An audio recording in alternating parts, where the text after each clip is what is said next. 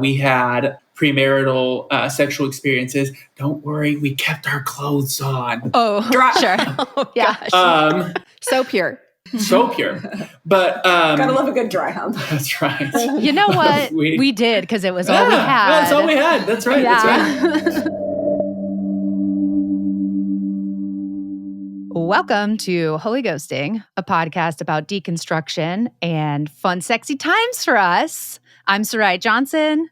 And I'm Meg Weber. And today on the podcast, we are so excited to welcome Julia Postuma and Jeremiah Gibson, creators and hosts of the Sexvangelicals. It's the sex education the church didn't want you to have. Welcome to Holy Ghosting.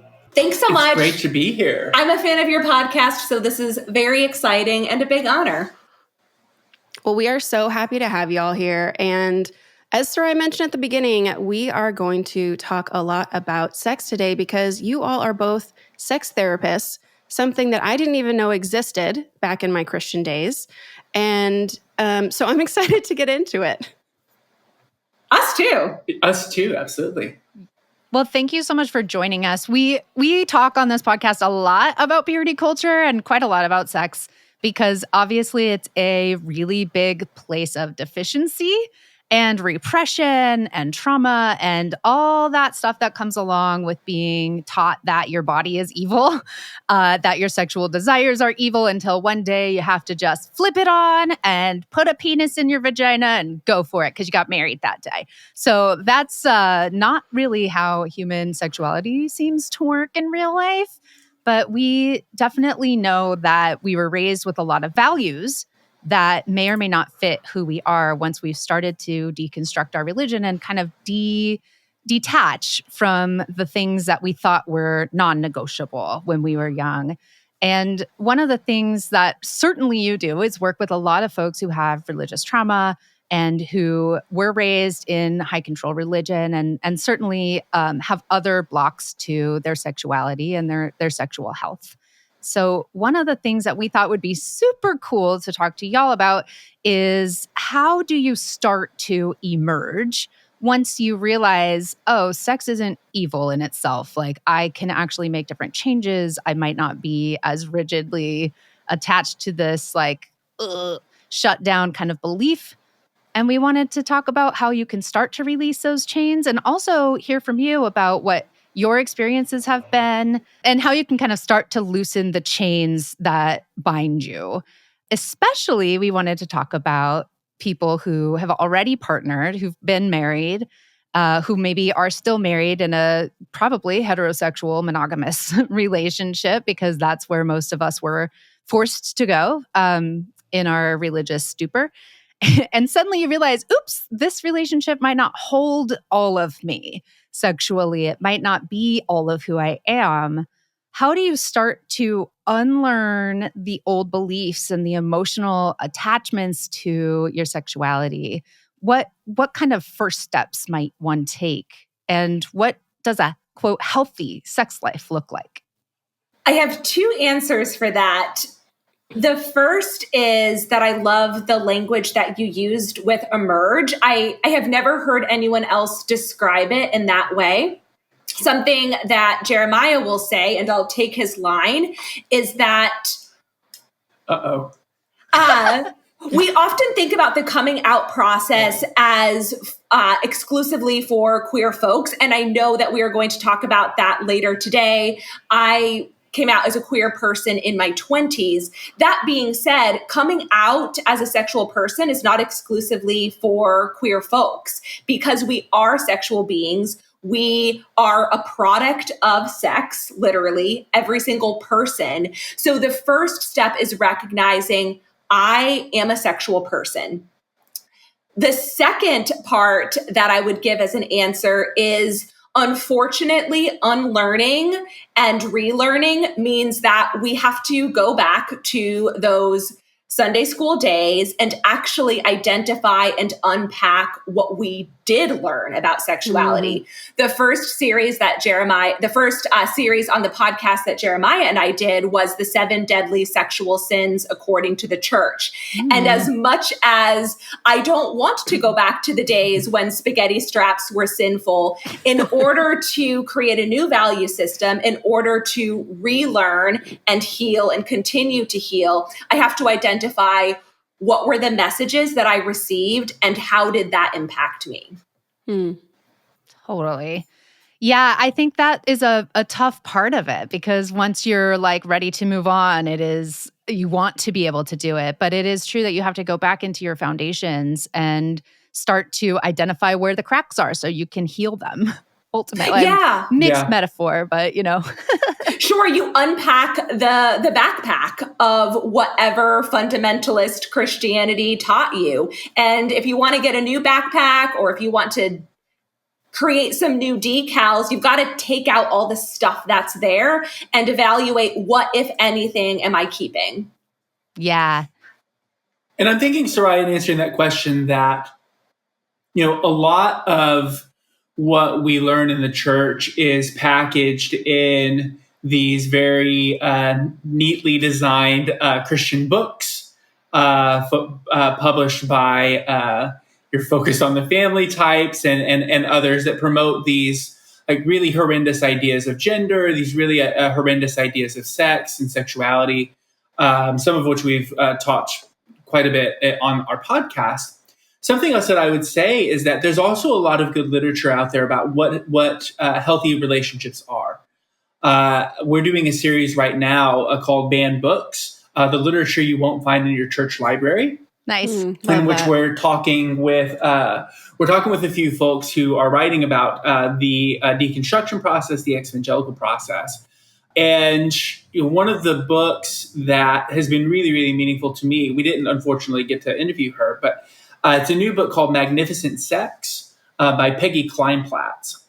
And Peggy interviews people who have been in relationships for longer than 25 years and who have also been sex therapists, and asks them, what works?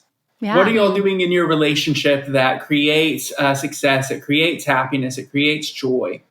And she talks about a lot of different relationship types of qualities, everything from curiosity, from empathy, to having fun, to being able to take risks. And when you're taking risks, also being able to check into each other, to hold on to each other in that process.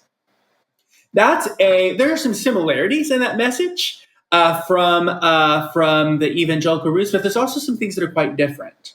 And being able to lean into that and do a little bit of a compare and contrast, I think can be really beneficial for folks. The other thing that I would add would be, once you begin doing that, recognizing that the deconstruction process also sets off a chain of events. Yes. In other relationships, maybe even in your own relationship, in your own partnership, your own marriage. You and I can talk for a bit if that's helpful about some of what we experienced. And then also within like families of origin, communities of origin. So recognizing that and saying this up front, that sexual exploration, that the deconstruction process also comes with a lot of grief and loss. I think that's a key thing to remember too, is that this was something not just that we were raised with, but something that we really had embedded in our hearts and in our lives. And being myself married as a virgin in a heterosexual monogamous relationship for almost 24 years, it has really brought up a lot of questions about, can I even fulfill what my husband's needs are? Like, that was not something that we discussed in our premarital counseling. There was no conversations about what our sexual desires were like or our needs, because frankly, as virgins, we didn't know what our desires or our needs were. And as women aren't allowed to have sexual desires and needs. Oh, right. That's right.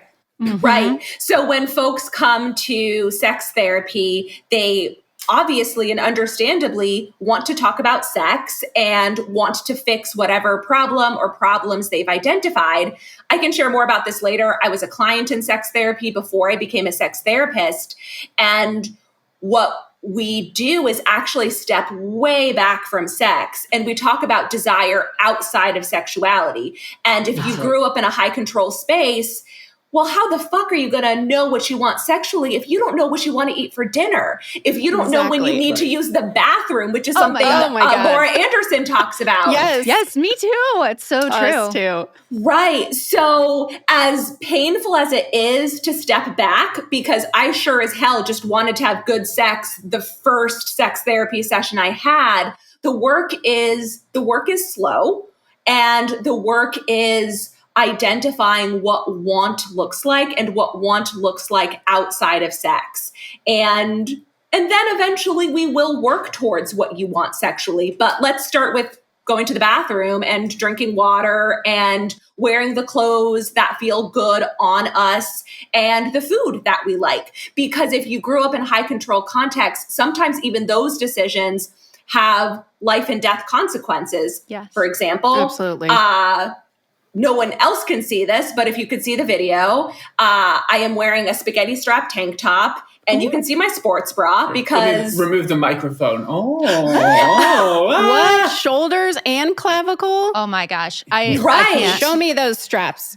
And growing up, that would have been sinful, and that would have had a crushing weight even if I were 8 years old. Ugh. So we have to relearn how to dress ourselves, clothe ourselves, feed ourselves, and all the other developmental losses that we missed, not due to any fault of our own, but because of the structures that kept all of those both basic needs and then ultimately wants and desires repressed. I mean, you are taking me to church. Like this is like you're explaining my exact kind of like sexual deconstruction that I didn't even realize that I was doing this. But yeah, those were all things. Sarai took me to Target one time and was like, you're going to try on clothes that are the size of your body.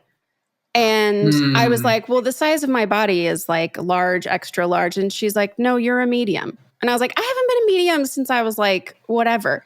She's like, just put some clothes on and see your body, not for the parts, not for the individual scrutinizing that you do about this little spot on my arm or this little thing on my leg or my stomach, but to actually just look at yourself as a whole and to recognize that your body is not a threat. That's a big one. And that it's not a threat to me and it doesn't need to be a threat to anybody else. And to just start looking. You know, I think that was a thing I just didn't do. I stopped around 8. I stopped looking at my full body because I realized, like if I care about it, if I think about it, if I put any effort into it, not only is there a lack of humility, but there's maybe like I'm trying to attract something or I'm trying to, you know, be sexy. And those are not okay things to be.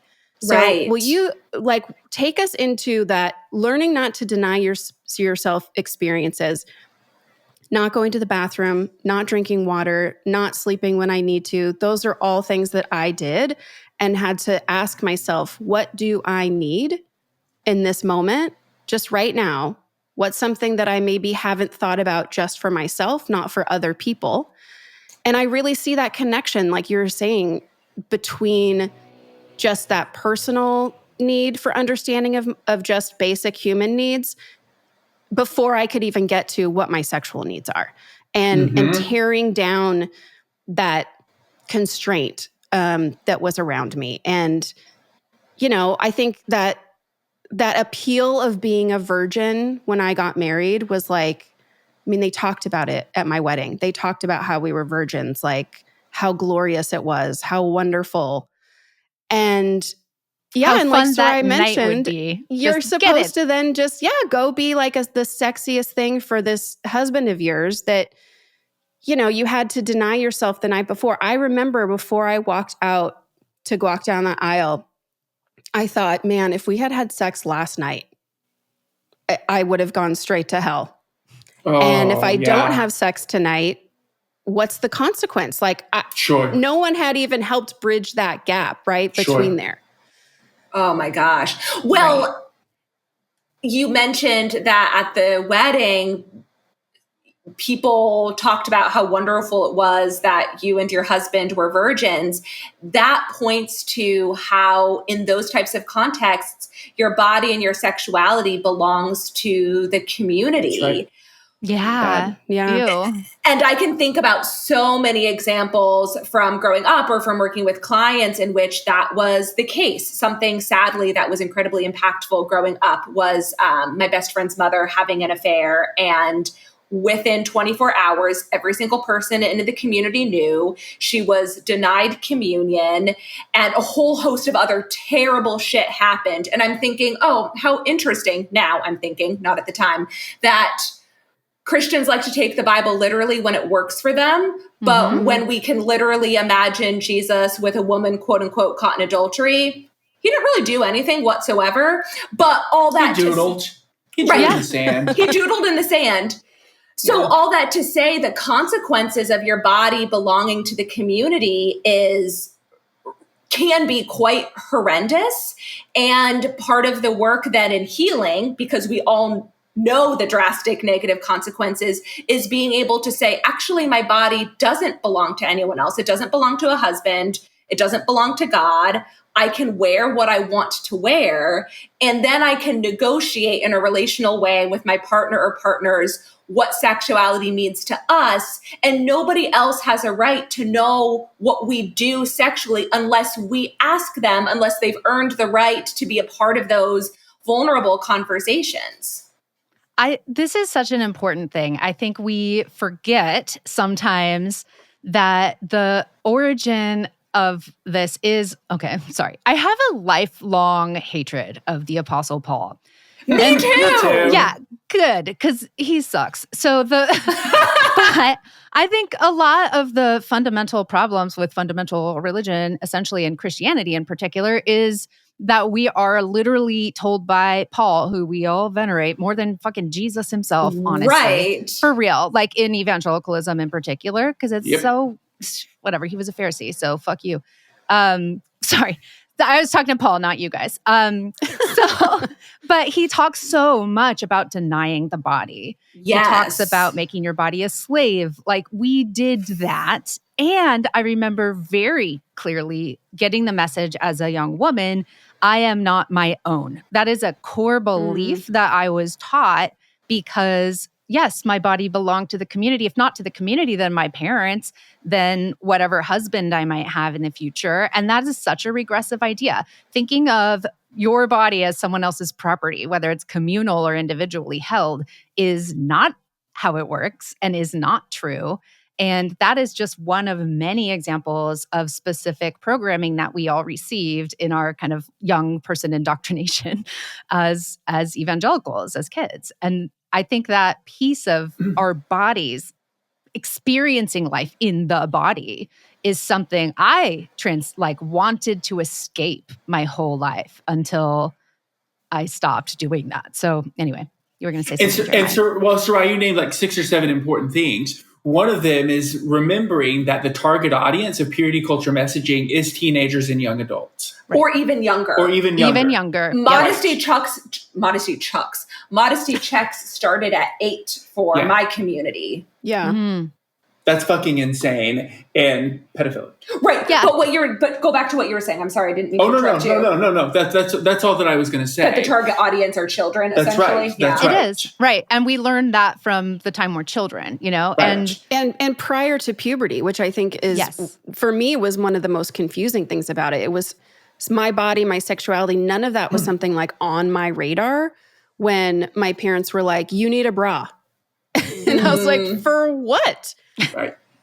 There's nothing here. There's nothing happening. You need a bra for me, so I feel more comfortable about that you're going to grow boobs someday. I mean, it is very selfish, but I think this is an interesting place because for me, a big catalyst in me leaving my marriage, which was basically sexless, it was like that and a lot of other things, but it was having the realization that I had been sexually assaulted, not just once, but many times, because purity culture kind of sets you up for that, not only to be responsible for everyone else's sexual desires, proclivities, actions at me, to my body, but also then to take the blame for those things, feel guilty about those things, and especially feel guilty if those things felt good in certain contexts. When I was last sexually assaulted, I did go to therapy for the first time in my life. And this was 9 years ago. And I still see the same therapist now. It's a long journey. Like this stuff takes work. And so I do think that's important for people to understand. Like you just said, Julia, earlier, it doesn't happen overnight, but it does happen. And it can happen at whatever pace is right for you. So that's a beautiful thing. But for me, it was recovering from that experience and having my therapist ask me the question, did you allow yourself the opportunity to say yes to the sexual advances this person was putting on me? And I was like, no, I didn't. And that versus did you fight back? Right. Because it wasn't a fight. It was a thing that I was confused by because it was just, I don't need to go into the details of it, but it wasn't an attack. It was like a date rape kind of, but except for I wasn't on a date, whatever, it doesn't matter. Point being that once I had to ask myself that question and I recognized that there was a lot of trauma held in my body. I experienced so much numbness. The only sensation I knew in my pelvic area was pain. Once my second child was born, I was like clenching my vagina like shut because I was afraid of prolapse. I was in severe like postpartum depression, etc. What I started doing was I found a chakra meditation, which was like a little edgy for me because I was still somehow in the church, like sort of. I wasn't really like a Christian exactly, but I started doing that because I'm like, well, chakras can at least be reference points for me to feel into my body. And it starts with the root and it goes up, which is like your perineum, kind of your pelvic floor area. And then it goes up through your sacral, and that's, your reproductive organs. And it really was just instruction to like allow myself to feel those parts of my body. It was so healing for me from the very beginning, and it was terrifying when I first started doing it. Sure. But that catalyst of recognizing my own sexual trauma and learning to release it by reconnecting and embodying in my body, that was really the catalyst for me that then pushed me toward, I need to end this unhealthy relationship I'm in with my monogamous husband who never wants to have sex. And the last time we had sex, I remember it very clearly. It started with him saying, oh, we need to add instant oatmeal and light bulbs to our Amazon, like subscribe and save. Ooh, hot. And then it was like, I feel aroused already. Like, thank you for really like buttering me up here. Like, I guess fuck me now. So, it's like not very great, but that was my catalyst. I'm kind of curious for everyone else. Like, Julia, you mentioned queerness, and that certainly was, I knew I was queer for a long time, even when I was married. Like before that, I knew. I just didn't know if I loved women or people like of different genders, or if I was just like sexually attracted to them, because there's also those like romance and sex spectrums, and there's so many little dials to turn and so forth. But for me, that was a big catalyst. I'm curious what you hear from clients, what your personal catalysts were in recognizing that you were ready to move from repression to expression. Mine was definitely a journey versus a moment. So Meg, can relate to some of what you were describing. I was very excited for my honeymoon because of the sex. I was pumped. I literally can't tell you how excited I was. And prior to getting married, I really enjoyed the non-intercourse sexual experiences I had with my ex-husband.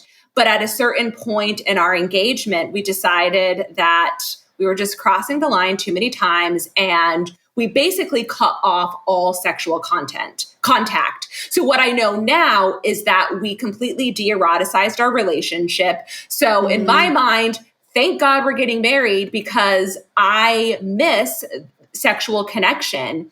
And because I was so proud of myself and for him for following the rules, for setting that firm boundary, I knew that the sex was going to be amazing. And then it was devastating. And I cried every single day on my honeymoon. Oh, God. My world crumbled. That's what I tell people. And I was hesitant to say that for a long time because sometimes explicitly or sometimes implicitly, people will say some version of, but I mean, that's just one part of your relationship and sexuality is a journey. So this seems a little bit dramatic to say that your world crumbled. What I can say confidently now was that I learned that my worth as a woman was in being a sexually desirable object for my husband. And that when I got married, I would experience that desire for my husband. And I had the idea that I would enjoy sexuality, even though people simultaneously told me, well, your pleasure isn't important. And also the honeymoon sex is going to rock your world. So they did tell us that. I moved into what I can now know was a pretty depressive space, but I wasn't able to identify it at the time. I just knew that sexuality consumed me, even though the sex I was having I hated, even though I didn't feel desired in the way that I was promised. And that made me so, so devastatingly sad. Mm-hmm. Finally, my ex-husband and I did find a great sex therapist after a poor experience in sex therapy. I will always bless Nancy McGrath in Boston, phenomenal human being. She helped me a huge amount. She helped my relationship with my ex-husband a huge amount. And we still didn't or couldn't recover.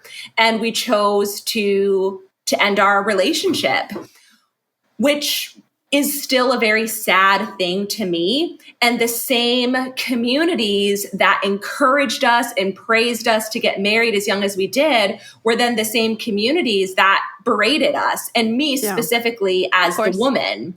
So I can share more a little bit later. I want to make sure that I don't monologue for too long, but that was in retrospect a really significant part of my sexual journey. And if we're to think about deconstruction like a Jenga tower, after I got married, those pieces got really loose and I tried as hard as hell to keep them together. Yeah. And then becoming a sex therapist just crumbled it all. So I can share that later. But I held it together and then trained to become a sex therapist in my postgraduate training. And those blocks that I was like holding with all the might in the world. Yeah.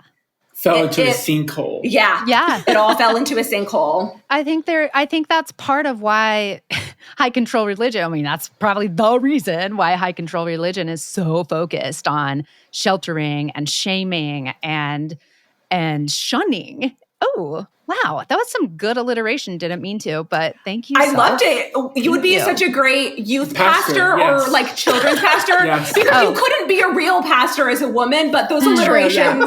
I couldn't. My denomination was pretty conservative, but surprisingly allowed women to be ordained. That said, I did go to college for general ministry, so that's probably why I'm just good at homiletics, you know? Homiletics is the science of preaching, everybody. And that's why you get 3 solidified points, 20 minutes or less. Now you've got your spiritual food. Get on your way and get the fuck out. Okay. After the 3 sad songs, please get your offering in. Don't forget to write your check.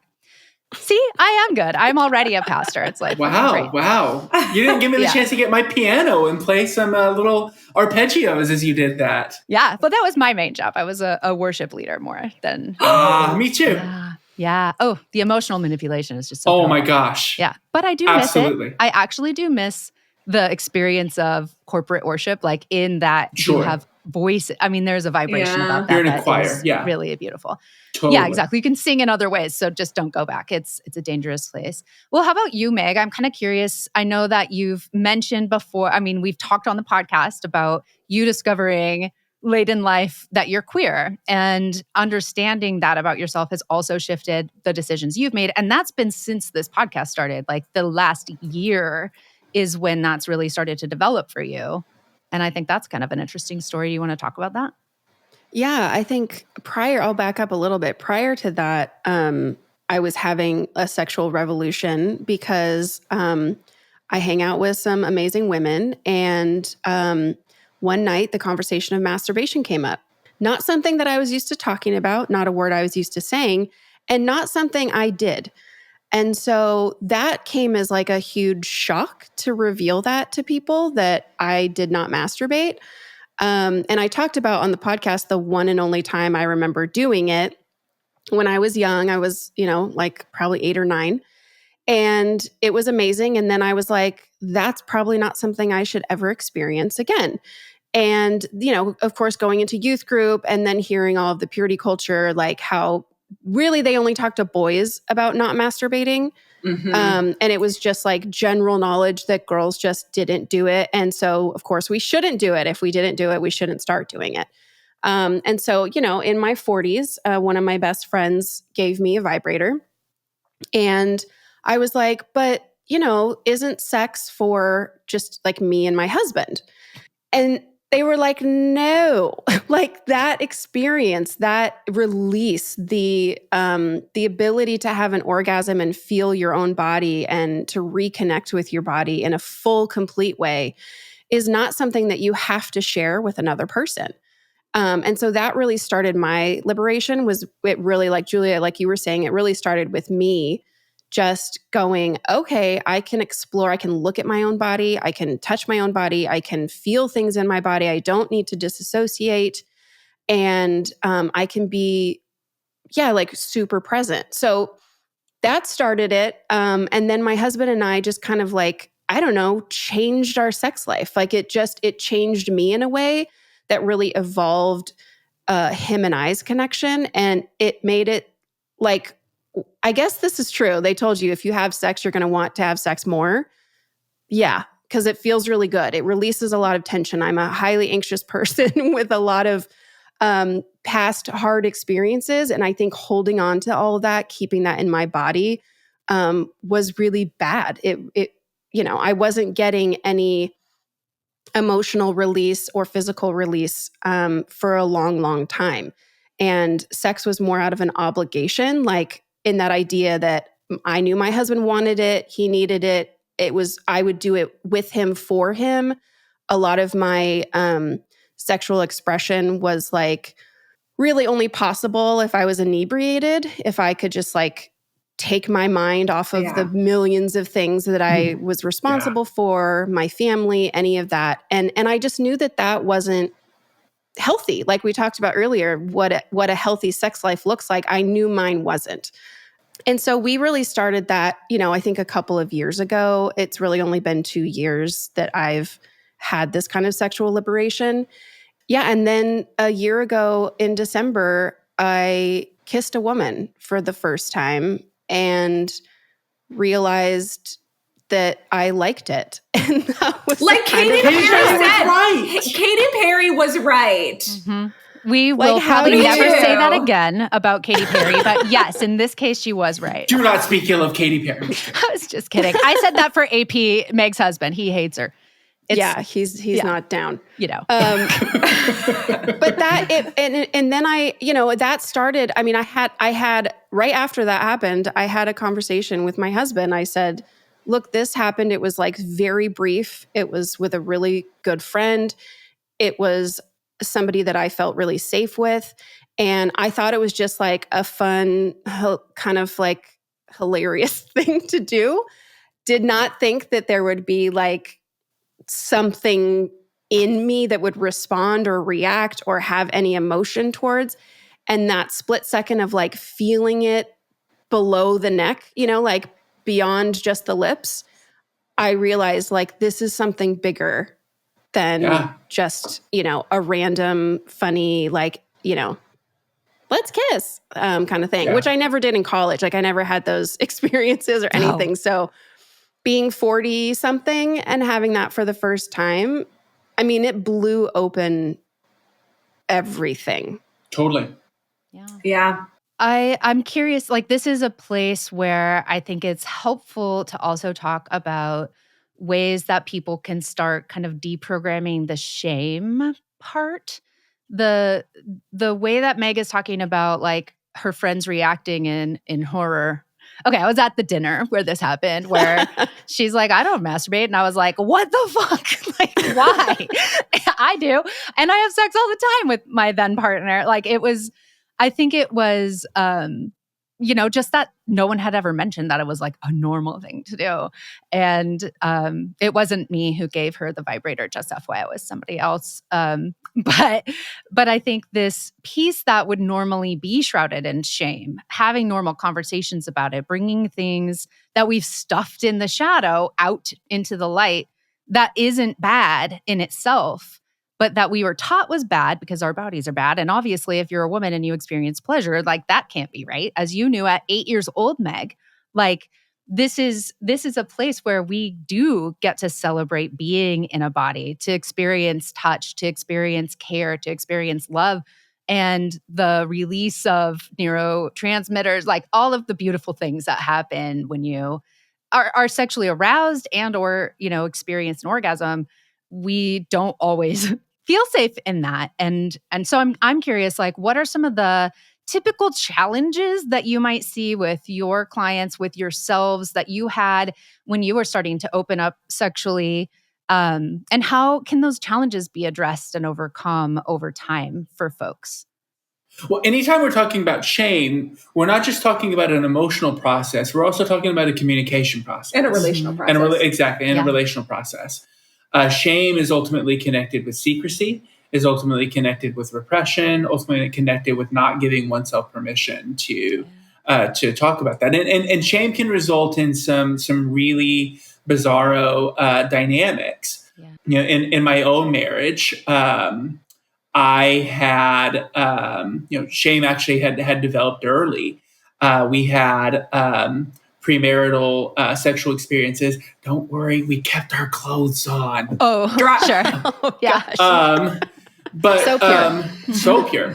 But gotta love a good dry hump. That's right. You know what? we did, because it was all we had. That's all we had. That's right. Yeah. That's right. But what would happen is we would both orgasm, and then about 5 seconds later, my ex would begin to shake. Yeah. Uh-huh. And I was 21 at the time, and no fucking idea what was going on. I'm like, okay, I'm just gonna like hold on to you and like see what happens. And she would say, hey, I'm sorry that this happened. And I'm thinking like, what is going on? So the denomination I grew up in was super evangelical in some ways. But it also missed some of like the true love waits stuff. I missed that somehow. What? No fucking idea. Good for you. I know, no fucking idea. I educate Jeremiah about a huge amount. I'm like, I question your evangelical roots because there's just so much that you don't know. Yeah. So anywho, back to you. I later learned a few years later, or after studying psychology, studying therapy, she's having a panic attack. Yes. Yeah. And this happened, honest to God, easily 40 times. Yeah. Over the course of a couple of years. And that was like the sexual script. That was the sexual dynamic that we had before we got married. So we got married. Actually, the first 3, 4, 5 months of sex was positive. We had great honeymoon sex. We both enjoyed it. I'm jealous. Julia. Yeah. Yeah. Well, it's all that dry. They'd practiced. Oh, that's right. Done some dry runs. They hadn't totally de-eroticized the relationship. Run. That's what my ex-husband, Julia, and I, that's what happened to us too. And also it wasn't ever. It was like, he was just somebody I was friends with and whatever. I was like, I'm an old virgin. What do? I guess I'll marry this guy. Yeah, go on. But after that, what would happen, probably 6-9 months into the relationship, I would begin to initiate sex. I would initiate sex, and then the criticism would come. She would begin to criticize me, Jeremiah. All you think about is sex. You're thinking about this all the time. Like, and I got to think about this. I'm like, I actually don't think about sex all the time, but I didn't really know how to respond to that. But I knew kind of in this like visceral level, okay, something is off. And I just like went with it. I'm like, I began to kind of adopt that. I'm sorry. Didn't mean it. Whatever the hell that meant. So that's exactly. So that was the, that was the way that shame kind of worked lived in my body. And then relationally over the next over the next 8 years, we would have sexual experiences that were very routinized. Saturday morning, we both kind of knew it was happening. There would be the occasional time that I would initiate. Sometimes there would be a direct criticism of me. Sometimes it would be a panic attack. Mm-hmm. So I just learned to stop like verbalizing anything about sexuality, and we kind of fell into this kind of weekly habit of having sex. The key turning point for me was when I began studying to be a sex therapist. This was 2015, 2016, somewhere in there.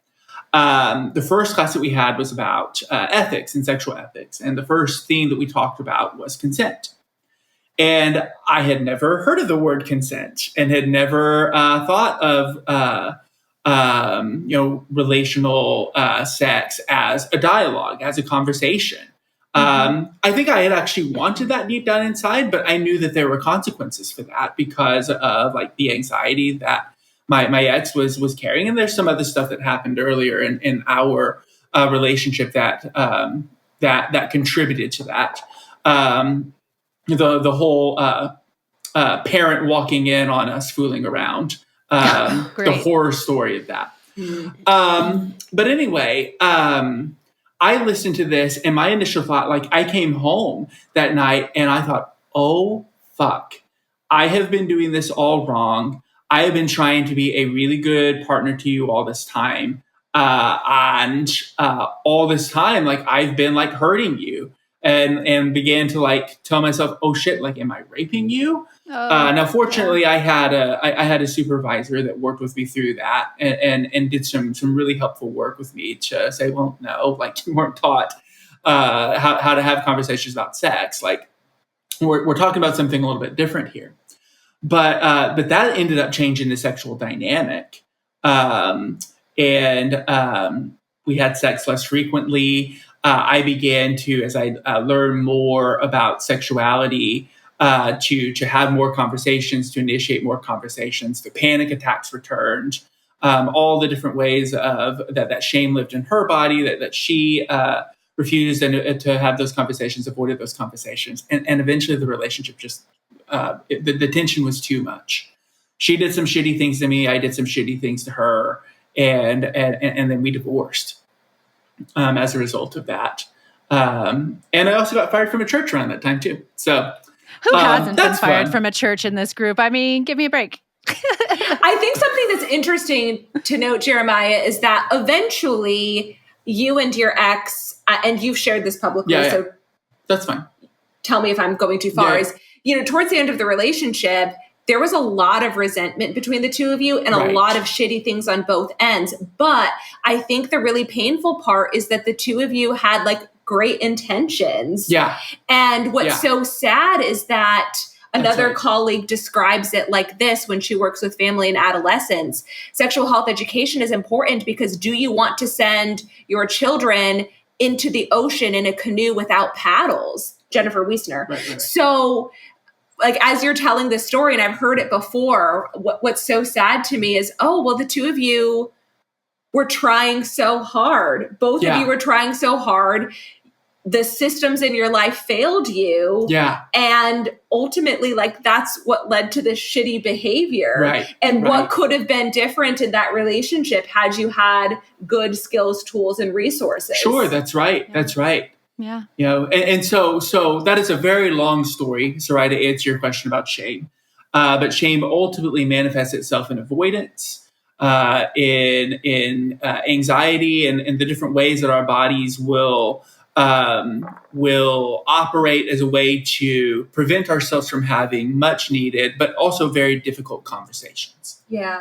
Yeah. Well, on the topic of shame, we can't talk about shame in these kinds of contexts without like talking about the gender scripts. And as you were describing your relationship with your ex, I'm not surprised she was having panic attacks because as a woman, she was the gatekeeper to sexuality. Right. Yes. So women experience shame either because they're experiencing desire, and God forbid a woman have any desire or pleasure, or because women learned that they have to be the gatekeeper to sexuality, and that includes protecting themselves from assault. That's right? Yep. And then men also have sexual shame too because the double bind that exists for them is, well, God made you to be highly sexual, and that is a good thing, but also it's the worst part of you, so you have to fight it. Right. And that's a real mind fuckery, right? Well, okay, I can't do both. Should I lean into this because you're telling me to lean into my sexuality, but you're also telling me that it's demonic. Literally, I have had experiences with other religious communities in which there were some exorcisms around lust. So that's a whole story, right? Yikes. So the really awful thing about shame is that in high control religious context, it often exists around gendered lines, not because we are fundamentally different people. Gender is a whole diverse, beautiful spectrum, but because we're socialized into specific roles. That's right. And then those roles create shame. Whether you perform those roles or don't, you experience shame and anxiety. Yes. This is actually, everything about this is fascinating to me because I see it that way too. I think one of the big things that I've been interested in and have been actively pursuing for myself is this idea of burning scripts and healing rifts. And that was from— I like that. Wow, I am a slogan machine today. I don't even— You but that's an old one. are. I've had that one for a while. But She's the on rift, a roll. there's a gender normative rift for sure between men and women in sexuality in general. And the idea that a woman, the person that sexually assaulted me later, I told him that happened. And he was like, no, how did that happen? And I explained it. And he was like, it wasn't strong enough. And I was like, oh, yeah. It was. No is just no. And also I understand why you think that. I understand that as a person who was raised and enculturated as a male, whatever culture, he was Guamanian. I don't know what it's like in Guam, but he was in the Navy too. So whatever, it's just how it is. It's how it's been. Doesn't make it okay. But the other thing was that I think what's challenging is once you're like, somebody raped me, they're a rapist. That's also not true. We want to label it oh, you're a professional. This is what you do all the time. That's not necessarily true because my experience was being sexually assaulted and violated, while at the same time, still having that deep embodied programming of this is my fault. I guess I just have to get through it somehow, and that kind of fawning, freeze fawn, graying out, whatever people call it. There's so many different ways to describe it. But I also kind of want to touch on this panic attack orgasm situation because that feels like something that is probably more common than we know. Oh, absolutely. Right. And I'm curious if that's something that comes up with your clients and or people that or kind of in the field. What are ways that people can help heal that response? How do we take care of ourselves if that is a thing that's coming up for us during sex or with a partner? Yeah. Happens all the time. For sure. I think one of the most important things is recognizing pace, recognizing that trauma responses are too much information happening too fast. And so, I recognize this as a therapist. I operate pretty quick. I'm able to make connections pretty quickly, and I'll catch it happening in sessions where I'm like, oh, I need to slow down here. Yeah, I need to calm down. Yeah. Sorry. There's a story about there that I'll share in a moment. But I think the first thing that is important to keep in mind is that this re-engagement process, both individually and relationally, is a slow process. It takes, I have a lot of couples come in with the expectation that, this will be a 6-week, 8-week process. And I'm like, no. And that's and that's true because in order especially for folks who have experienced some sort of trauma, some sort of repression, your body's going to rebel, your body's going to revolt, your body's going to protect itself if things move at a pace that's quicker than that person is ready for. Yeah. And so we have to both develop practices within the relationship where the relationship can practice together, slowing down, pausing in a shame-free, kind of emotion-free kind of way. And also where the couple can talk about sex and sexuality in a way that prefaces it, So like asking for permission. Hey, is it okay if we talk about sex for a little bit? Is it okay if we talk about how we can enjoy our time together? What are some options? What are some ways that you want to do that? And like actually meaning that, not having that be a euphemism for do you want to have sex? But actually like expanding our understanding of what sex and pleasure can include. So. And I could talk about that from being a client in sex therapy who also had ridiculously high anxiety around sexuality. I'm always hesitant around any therapeutic technique that's too prescriptive for a whole host of reasons. That being said, one of the really common interventions in sex therapy is called sensate focus. And it is a very complicated process. But if we were to boil it down, ultimately what it means is slowing down, taking certain sexual acts and touches off the table for a period of time, and learning how to give and receive touch with a partner, or I suppose partners as well. And you start with non-sexual touch and you keep it time limited. And it is actually a somewhat prescriptive intervention. So I've learned to adopt it with a little more creativity because I think the prescriptiveness of that intervention can sometimes get in the way. But actually, one of the big parts of sensate focus is you take penetrative intercourse off the table. And you take it off the table for a certain period of time. And I and my ex-husband did sensate focus with our really wonderful therapist. And she also adapted it in a way that was creative. And first of all, taking penetrative sex off the table for many, many folks already takes the anxiety that could be at 5,000. And like, it's still going to be high, but maybe it's at like 1,000 now, right? So you're already decreasing the anxiety because you're taking off this expectation. And in evangelical and high control religious groups, penetrative sex is the pinnacle of sex. And for many folks, it is the definition of sex. So I always ask couples and individuals, what does sex mean to you? This is changing, but for up until like 2 or 3 years ago, people would always say, what do you mean? What is sex? Like, and I'm like, are you talking about intercourse? Are you talking about oral sex? Are you talking about manual stimulation? Are you talking about anal sex? And I'll like keep listing things and people are like, okay. They get the point after a while. And so when you do some version of sensate focus, whether it's sensate focus by the book, literally, or it's something a little bit more adaptive, you are taking the pinnacle of sex, you're taking it off the table. And then after you do some work to take the anxiety from 1,000 much, much, much farther down, then we can say, all right, let's create a sexual menu. And maybe penetrative sex is a part of that, but it actually might not be a part of your menu. Maybe it is, maybe it isn't. And sex can be something that's far more expansive. Can I add something to that, Julia? Is that okay? In sensate focus, the most important, from my perspective, the most important part is actually not the touch exercise. It's what happens after. Because part of the exercise is also you do 10 minutes, let's say, of prescriptive touch. And then afterwards, you hold each other and then you check in. And you say, hey, how was that for you? What did you enjoy? What's a moment that you felt a higher amount of sensation, of pleasure, whatever word you want to use? What, if anything, do we want to do differently the next time? Kind of limiting that. And then saying, I really, really enjoyed this. Maybe you did. Maybe you didn't.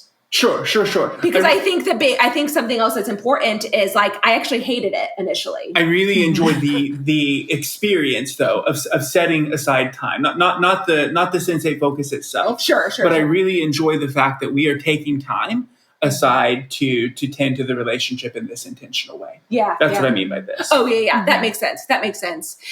I love that because thinking back to like, the wedding night when you're a virgin, and I think a lot of listeners can self-identify with this maybe. So for me, I never touched or saw a penis before my wedding night. I didn't do a lot of exploration. Anything that created a sexual desire in me was like off the table.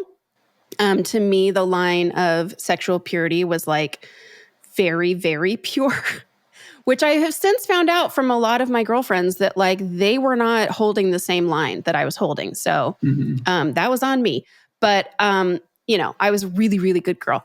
But that idea of even starting sexual intimacy with my husband was an unknown thing. Like we didn't have language. First of all, consent was, just like you were saying, Jeremiah, not something that we knew or understood. And I just knew that penetration was the goal, that we would not have fulfilled our we are not virgins, we have finally had sex if we didn't have penetrative sex. Right. And if he didn't come, that was really the goal, is It's he penetrates, goal, he comes, Always. then you've had sex. And then you could be impregnated. So thank goodness. Go on. But just going back to that and thinking of like, gosh, how different would it have been to have just started that relationship, that sexual relationship, if that first night the goal was not penetration.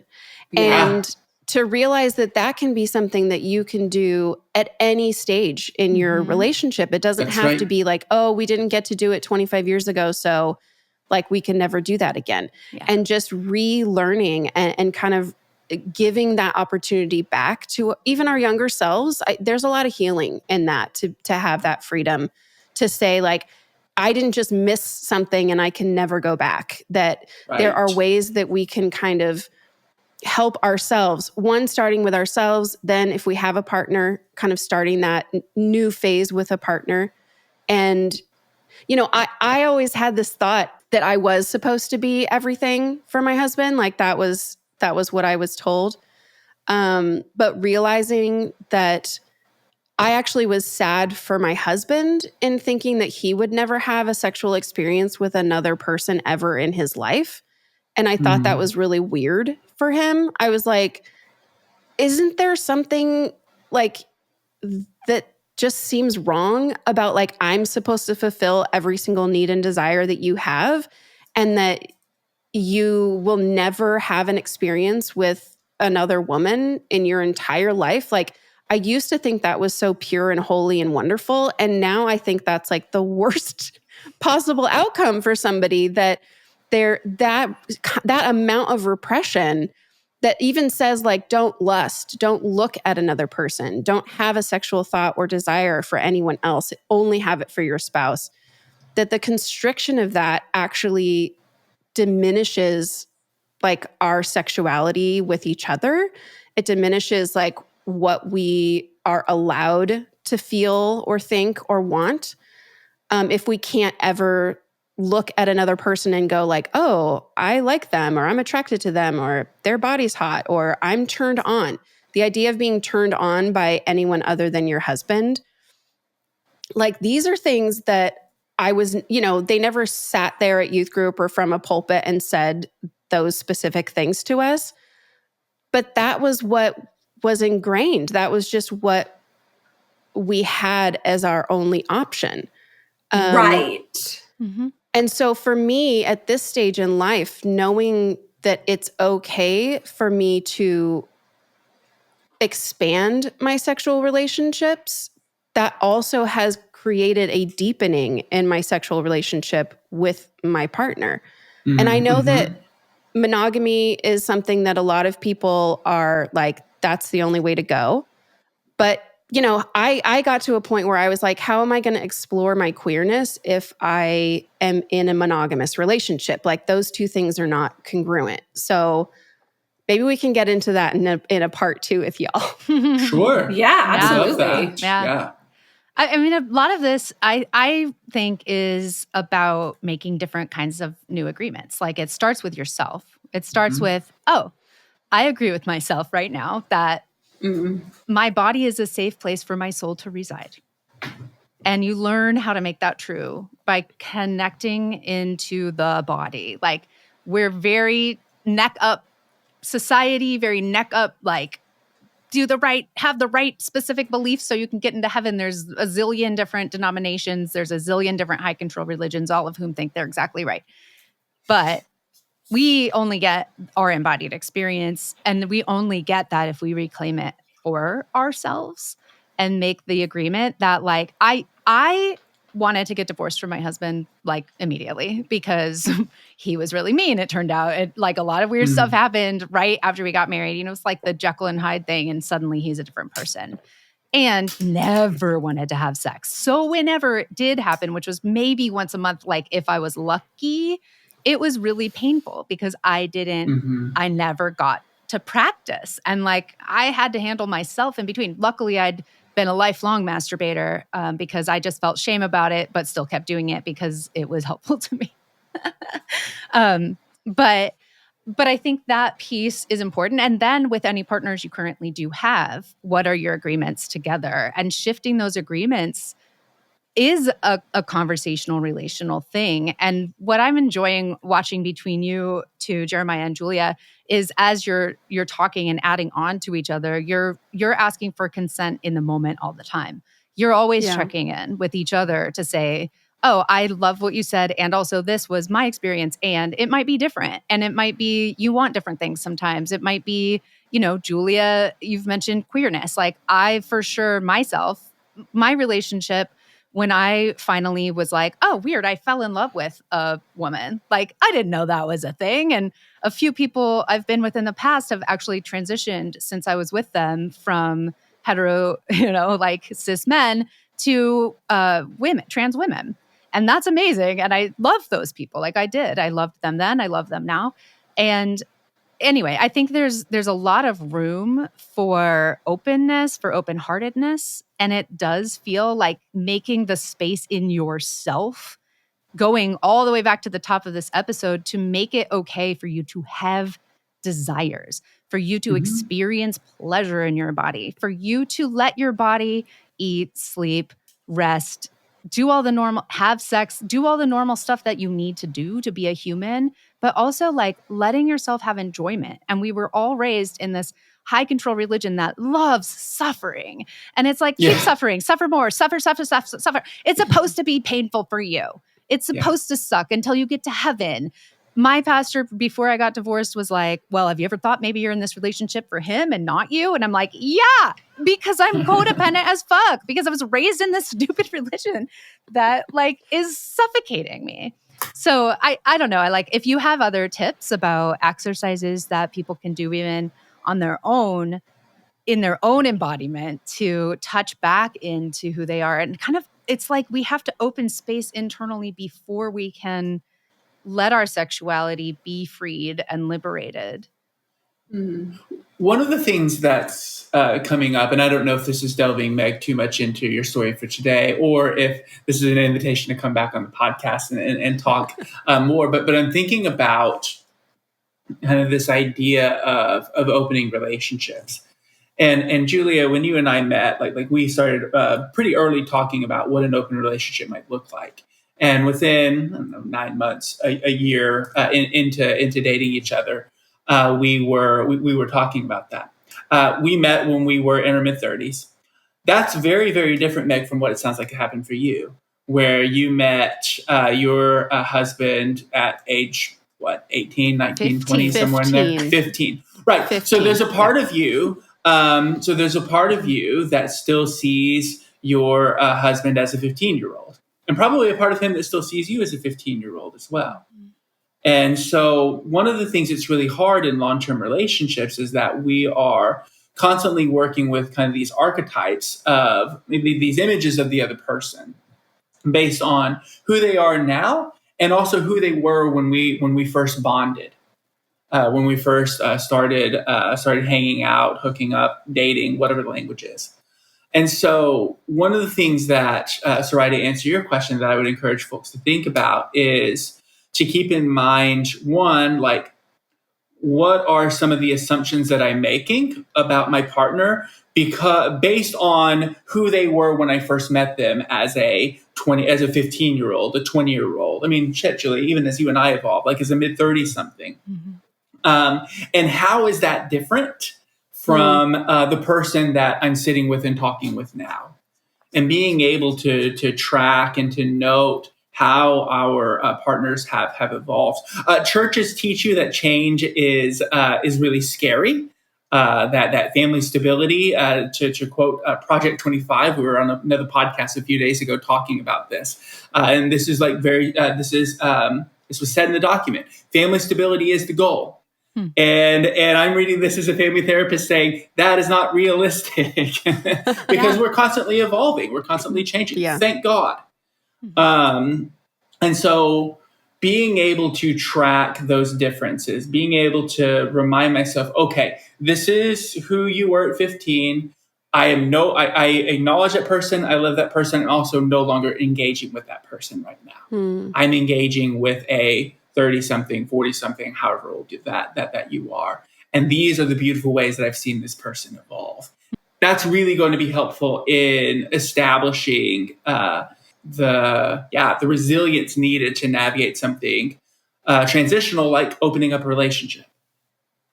That's really beautiful. I love that. And I also lately, for myself even, have been going through just sort of versions of who I was before and opening myself up to recognizing, 8-year-old Sarai versus 25-year-old Sarai versus 32-year-old Sarai.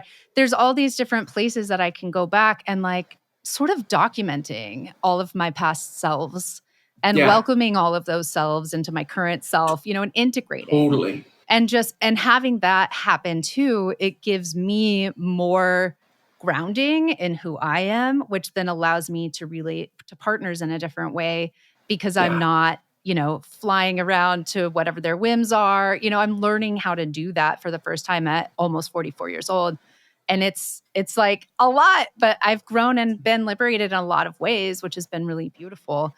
It's that we still keep needing to do that releasing work and that integration work and that deep like self-examination, but not in a critique, That's self-examination right. and a radical love, like not just radical acceptance, but like fully, actually, I love myself. I love the mistakes I still make. I love the way that I want to do better. I love the core essence of who I am that not everyone has been able to see, but I see now, and that's also a way that I think is really important is like feeling your own empowerment and your own body and your own just ability to affect change in yourself and in the world is a really key piece to becoming sexually liberated. It's like, who am I? I'd like to know. And I'd like to be open to myself emerging in new and different ways forever, because that's true. And being able to show that radical love towards former versions of yourself as well. Absolutely. Yes. Yeah. 40. Yeah, that's right.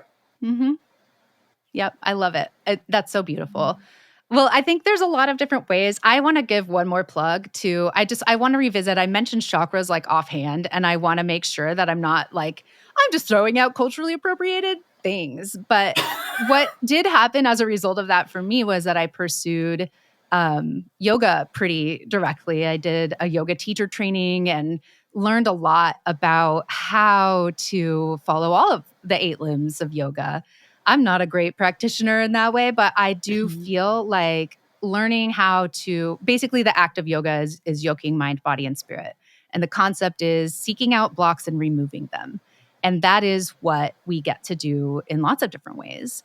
When I learned that about yoga, it has helped me so much just become more comfortable in my body, in my skin, in my experience, and to allow for the practice of inversions and seeing things from a different way, the practice of building grounding and doing certain poses and letting the water flow in that sacral creative space, that erotic energy, the fire, et cetera, et cetera. There's just so much to it. That's not the only way that can happen, but I can't encourage people enough to learn how to make your body a safe place for your soul to reside. No matter what happens to you on the outside, like you are with yourself forever. And how do you get to make that relationship fun and good? That's the first step. I don't think it's a coincidence that so many folks leaving high control religious settings begin a practice of yoga. I also did yoga teacher training as well. Mm-hmm. And that practice invites you to experience your body And that is not something that any of us learned. So that is a great entry point for folks. And that might be the first time that someone breathed or moved their body in a way in which they actually felt it. Mm-hmm. Yeah. Yep. And people might be scared. Like I was nervous to go to my first group yoga class, but then I did it. And, that's kind of how it works. You got to, if you're afraid of something and then eventually you're like, but I think I need that, you get to try it and see how it goes and maybe go with a friend or do it on your own. Like there's so many on YouTube. There's lots of different ways that you can access embodiment. And again, yoga is not the only practice that can help you do that, but find ways, like even if you're just dancing in your house and shaking your butt, like have fun with your body. Enjoy. When I've been at lots of different sizes in my life, like this is another piece, is like, how do you, like Meg said at the very beginning, see the shape of yourself and enjoy that? Like I've learned how to dance naked in the mirror when I am 55 pounds heavier than I normally was, or when I'm way thinner than I normally was. Like you get to enjoy this like flesh machine that you have and really feel it. Like the experience of being alive is all about sensation, is all about experience, is all about caring and loving and creating beautiful community. And like you get to start by creating beautiful community with yourself and just knowing, hey, I'm good. Like I was never a ball of sin. I was never evil. Right. I was never the temptress that led every man astray or whatever the fuck. Like it isn't that. And in fact, we're all born beautiful and pure, and we can embody that forever. Yeah. I loved that Target story. I remember in high school wearing clothes that were, no joke, probably 5 sizes too big. And I think I went through a quote unquote skater phase because, and Jeremiah, you were the one who brought this to my attention, so I'll give you credit. You basically were like, well, I wonder if you went through a skater phase because that was one way for you to engage secular culture, but like protect your modesty. Oh, yeah. Yeah. By Avril Lavigne. Right. So my pants were so fucking big. Like, yes. Huge. Yeah. Because I was like, well, if these clothes touch my body, that I'm going to be a stumbling block. And it's and it's so interesting because I learned in my late 20s, I'm like, I actually love clothes. I love clothes and I love the clothes that I wear and I like unique things. But growing up, I either had a uniform for my weird school that I went to. I graduated with 3 people, so it was basically homeschooled. And I'm pretty sure the rented building was a drug house. So when I say I went to private school, I'm like, no, not the preppy New England private school you're thinking. Like I didn't have a school building. We called it the Green Building, and I'm pretty sure it was a drug building. And I graduated with 3 people, and we bought our clothes from Salvation Army because it was a poor community. But all that to say, now as an adult, I'm like, I get to wear what I want. And it is such a great source of pleasure and joy. I love it. Well, and Julia, I don't think that it's ironic that the skater phase, that the Jinko phase, that the Seattle grunge phase, that also happened smack dab in the middle of purity culture. Big time. Yeah. That's right. Big time. Yeah. I remember my mom was always sending me kind of mixed messages, but there was a time I was probably 15. I only shopped in like the Target men's section. I stole people's silver tabs that were like way too big. And I just always had a big giant t-shirt on and was like walking around hunched over. Right. And my mom's like, what are you doing? Are you trying to hide your boobs? And I'm like, yeah. That's what I thought I was supposed to be doing. Like, what is wrong with you? But, I couldn't catch a husband that way. But then if I wore a tank top, I mean, there's just no winning because you're, in that culture. And there is no winning because you're not supposed to win. Only Jesus can win. Only one. Just one can win. Thank you so much for being here with us today. I hope we talk 1,000 more times. Julia, good. Julia, I graduated in a class of 3 as well. From my weird homeschool school. And so that's adorable. Oh my gosh. My class of 3 graduates sees your class of 3 graduates. And how fun. Yeah, people will say I went to like a small private school and I'm like, me too, but I bet mine was different. Yeah. Me too. I bet you didn't. A slightly ageist comment, but I'm like, I bet you didn't look like a cross between a 95-year-old woman and an Amish child in like a drug-infested parking lot. Like probably that's not your private school, but that was mine. all under the banner Jonathan Edwards Academy. Jonathan Edwards. Okay. Love it. This is so good. Yeah. Thank you again. And everybody, could you let us know where people can find you and make sure that our listeners can become yours and vice versa and all of us working together? That's right. Yeah. Sexvangelicals.com. We're on all the major podcast streams. You can also find us. We have a Substack that we do, Relationship 101. If you are a reader, if you're a little geeky, it taps into our geeky sides, sexvangelicals.substack.com. And we also hang out on Instagram and Threads at Sexvangelicals. Yay! Well, we love you. This is fun. And like I said, we'll become best friends. And that sounds really good to me. Great. That sounds great to me too. And listeners, check it out. We are going to do a swap. So look forward to Lindsay, Meg, and I on the Sexvangelicals podcasts one day soon as well. We'll probably be talking more about parenting and how to raise children in a post-purity adulthood that we are having. So that'll be exciting too.